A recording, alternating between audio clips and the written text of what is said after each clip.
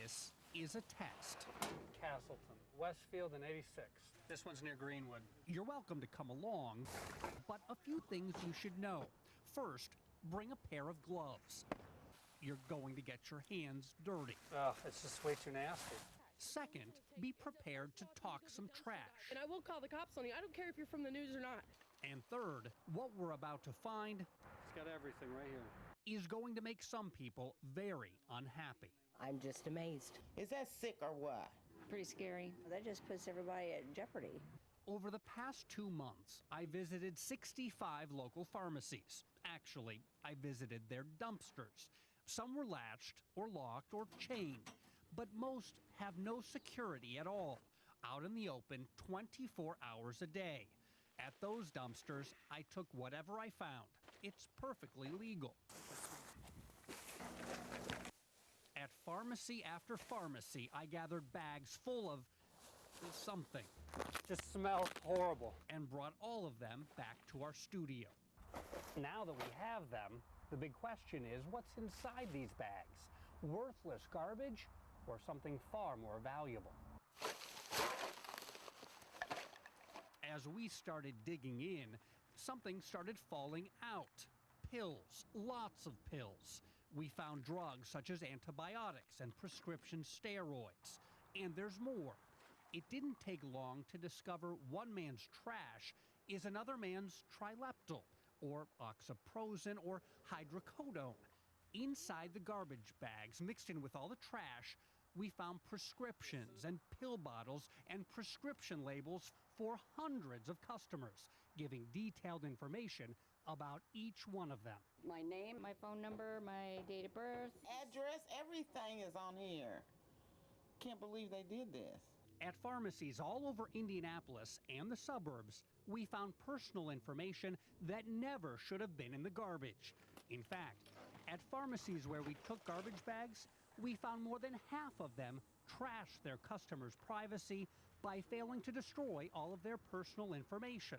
We found out who's taking birth control pills, who's got an enlarged prostate, which customers suffer from depression. We even found a prescription for genital herpes.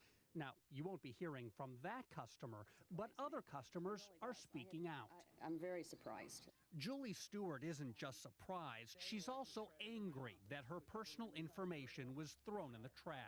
With identity theft and all the problems out there nowadays, things like this should not be left unattended. Why would that be in the dumpster? Jackie Wright feels the same way after we found her family's prescriptions behind the same pharmacy. They're supposed to be shredding it, getting rid of it, destroy it. Don't throw it out in the dumpster where people can get your personal information and just walk up to your door like you did. Jackie was lucky because it was a reporter who walked up to her door. Margie Kerr was not so fortunate. A thief came to Margie's Bloomington home and stole her prescription painkillers. Detectives say the thief singled out his 76-year-old victim when he found Margie's personal information in this open dumpster behind her pharmacy. It wasn't protected at all. Monroe County Detective Brad Swain says the case offers a valuable lesson.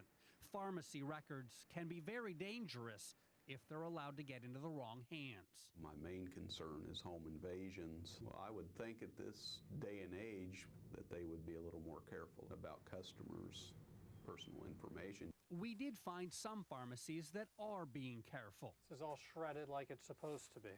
But other pharmacies are not. There's a name right on here.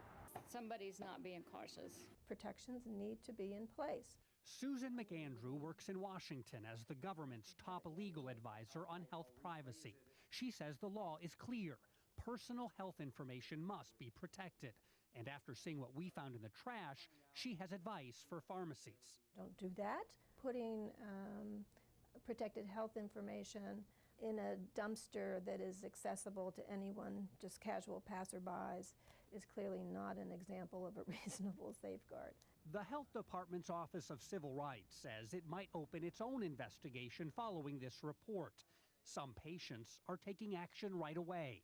They say if their privacy is being trashed, it's time to dump their pharmacy. Well, I think I'll be calling CVS and maybe changing my prescriptions to another place. This kind of thing is just unacceptable. They need to fix this.